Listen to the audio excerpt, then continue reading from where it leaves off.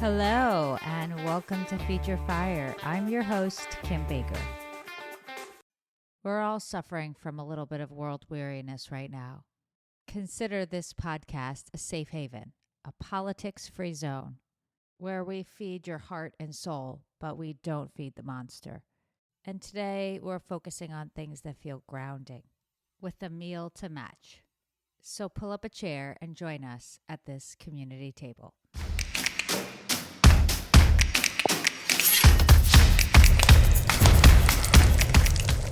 Society right now kind of looks like a chapter in Charlie Sheen's life where we're all drinking tiger blood. Everything is about winning, and we're getting further and further away from reality. It's nuts, and it can lead you to a doom scroll spiral. So we're taking a break from the headlines, and we're going to enjoy a moment of sobriety. Those close to me know that lately I've been on a bit of a creative expedition. To the hilarity of my son, I've started tap dancing as an adult, something I haven't done in decades. Doing studio art with oil pastels, and I've finally learned how to use my brother's camera. This flow of creativity is providing a positive buffer to the external world. And it's been illuminating this idea of subjective truth, because that's ultimately what art is. The combination of my personal reality and my capability to express that. And the beautiful thing about art is that both of those things can change. They're not fixed, and they can become a window into a bigger truth.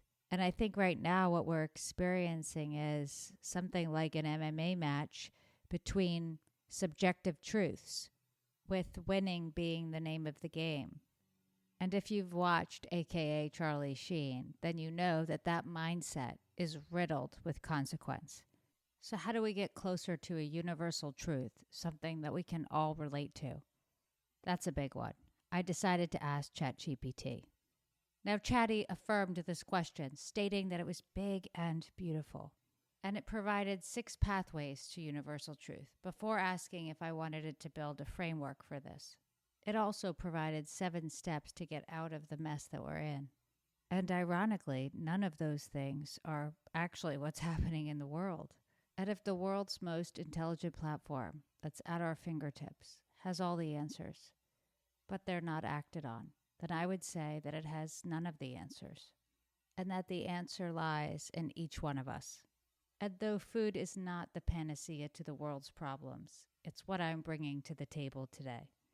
We're going to make a simple salad with ingredients that have a sense of integrity and provide sustenance.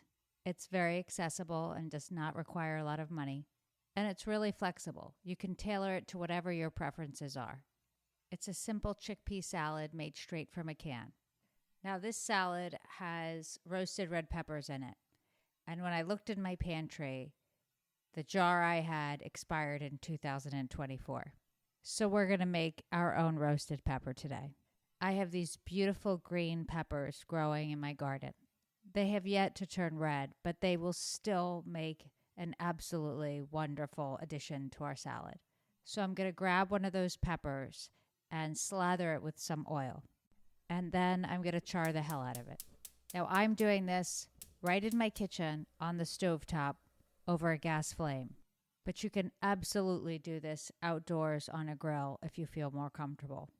So using tongs, I'm just kind of rotating the pepper until it becomes completely blackened.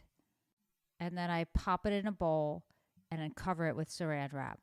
This creates steam, and once it's been sitting like that for a while, when you take off the plastic wrap, you'll see that the skin of the pepper just easily pulls right off. Slice open that pepper and take out all the seeds. Chop it up and set it aside. Then grab a can of chickpeas, drain it, and rinse it a couple times. Put the chickpeas and the roasted peppers in a bowl. Then we're going to add in some sun-dried tomatoes that have been chopped up, probably about a 1/4 cup. Add in a handful of chopped walnuts and a celery stalk that's been really finely sliced. Now I want you to take some hard provolone and cut it into really small cubes. You can certainly use another kind of cheese, but the provolone gives it like a sharp saltiness. Now, I like to also add in some shards of Parmesan. Now, we're not making a dressing for the salad. Everything's going in this bowl together really simply.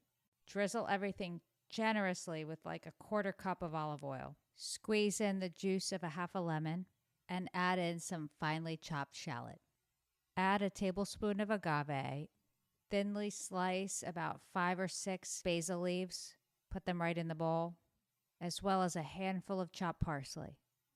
Then go ahead and stir everything together, generously seasoning it with salt and pepper.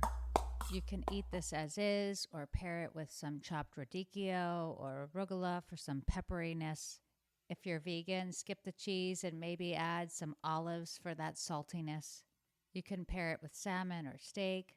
With this recipe, there are no wrong answers. And that's what I love about it for today's episode. Chickpeas date back about 7,000 years, and they're a staple across cultures and traditions. Grounding ourselves means finding common ground. And I love using this recipe as an example of how simple that actually can be. In my own personal experiences, I've learned that being right is the obstacle to connection and a driver of conflict. In the world of food, that's when a menu has no substitutions. And in life, it's the slippery slope where our subjective reality becomes used for influence and control. So consider this recipe a loose guide where you switch it up however you see fit. Now, as we step away from the tiger blood we've been drinking into something more sober-minded, then a hallmark of that behavior is recognizing what we can and can't control. One of those things is our attention. There's a famous quote from James Redfield, where attention goes, energy flows. And with every scroll and click, we're giving misinformation more power. And we can make the choice not to participate. I don't think this needs to be a radical transformation in our lives. But for example, if we agree with ChatGPT that social media is a part of this dysfunction, maybe we should all choose to participate just a little bit less. The algorithm might be their recipe, but it doesn't need to be ours. And maybe we could try to hold space for disagreement. My older sister and I are near opposites.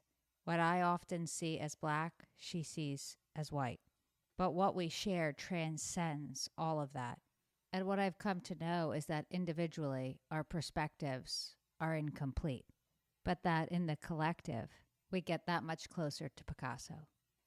Until our next episode, I say so long. Feed your fire, where food nourishes growth.